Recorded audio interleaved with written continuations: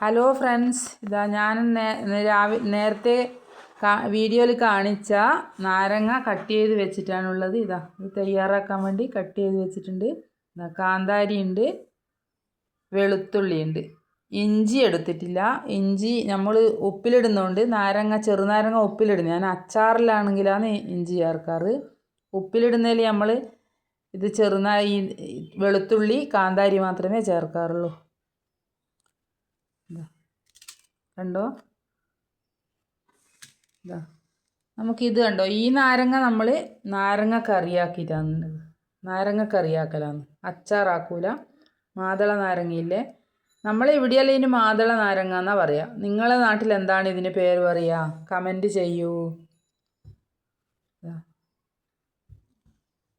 ഇത് നമ്മൾ വീട്ടിൽ നിന്ന് കൊണ്ടുവച്ചതാണ്, ഇവിടെ ഉണ്ടായതല്ല. ഹസ്ബൻഡിൻ്റെ വീട്ടിൽ നിന്ന് കൊണ്ടുവന്നതാണ്. ഇനി ഇതും കറിയാക്കണം.